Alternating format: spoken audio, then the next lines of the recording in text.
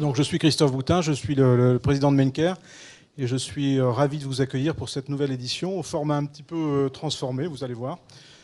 Aujourd'hui, je vais donc ouvrir le bal et on aura ce matin, je pense, 4 angles de vue assez différents sur la e-santé, avec une intervention de Madame Leclohan pour démarrer avec la vision du ministère. Et ensuite, on aura une vision établissement et GHT avec GHT 86, CHU de Poitiers. Une vision régionale avec les projets actuels Hauts-de-France. Et puis une vision mutuelle avec Virginie Femery de la MGN. Voilà. Et puis j'aurai le plaisir de clôturer la matinée avec l'aide d'Omar Mrani. C'est la première année où en fait on est également en streaming, donc je pense qu'il y a pas mal de monde à distance et on les salue. Avec cette annonce qui a eu lieu il y a maintenant 2 mois, annonce du président Macron sur le plan Ma Santé 2022, qui est un plan assez ambitieux de transformation du paysage de la santé en France, avec des notions qui nous intéressent très très directement et une place très très importante pour le numérique, comme vous le voyez.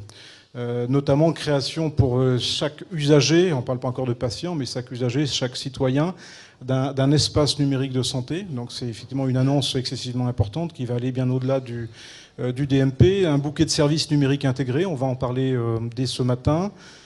Poursuite et accélération du déploiement de la télémédecine. On va également toucher un petit peu ça aujourd'hui, puisque je pense qu'on est dans une phase extrêmement dynamique en France. Et puis un ensemble de plans et d'initiatives pour structurer l'innovation, dont va notamment nous parler Madame Leclohan du ministère, notamment Open au niveau des établissements et e-parcours au niveau des programmes régionaux. L'axe également très important de ce plan, c'est le fait qu'il soit vraiment centré sur le patient. Et on le sent aujourd'hui, on travaille depuis 10 à 15 ans sur beaucoup de programmes d'informatisation, en règle générale extrêmement silotés, c'est-à-dire travaillant sur une petite équipe, une spécialité, une problématique. Et les grands programmes numériques aujourd'hui deviennent des programmes totalement centrés sur le patient.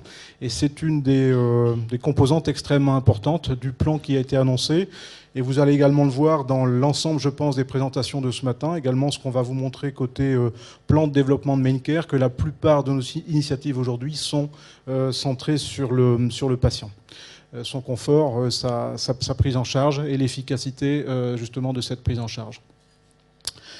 Un petit rappel sur Maincare. On va fêter l'année prochaine notre 20e année, puisqu'il y a 19 ans, McKesson à l'époque a repris les actifs de Capgemini, qui étaient des actifs essentiellement d'applications administratives pour les grands hôpitaux publics. Donc la panoplie de produits et de solutions s'est terriblement diversifiée en une vingtaine d'années. On va vraiment le constater aujourd'hui. On reste, je pense, la première force en France sur la e-santé, avec à peu près 260 personnes sur la conception des produits qui travaillent sous la houlette d'Omar. Donc c'est important, 260 personnes, quasi que des ingénieurs. C'est la première force en France en termes de capacité d'innovation. Donc je pense qu'on a un vrai devoir aujourd'hui dans ce pays de pouvoir accompagner cette innovation et cette transformation du paysage de la santé. J'en profite également pour saluer nos amis de Synergie avec un nouveau logo, donc notre association utilisateur. Nouveau logo et une nouvelle dynamique. Synergie était une association plutôt centrée sur les établissements de manière historique et qui s'ouvre aujourd'hui au SI de santé avec une nouvelle identité graphique. Notre volonté est d'accompagner au niveau stratégique cette transformation. On a effectivement une présence et un savoir-faire très fort dans les établissements, plutôt publics, historiquement, avec vraiment la volonté de mettre en place des hôpitaux digitaux et communicants. Et depuis maintenant, on va dire 7 ou 8 ans, on est profondément impliqué dans les programmes de transformation, donc collaboration interétablissement, programme de mutualisation, maintenant donc programme de convergence, et de plus en plus, on va également le voir ce matin, des programmes de santé un petit peu plus larges qui visent beaucoup plus la circulation du patient dans le territoire, dans sa filière de soins. Voilà. Et on souhaite vraiment ne pas dissocier chacune de ces composantes et avoir une vision globale aujourd'hui des SI de santé, puisqu'on souffre spécialement en France d'une multitude de SI silotés et assez peu communicants, donc finalement assez peu efficients, tout au moins quand on prend le regard du patient.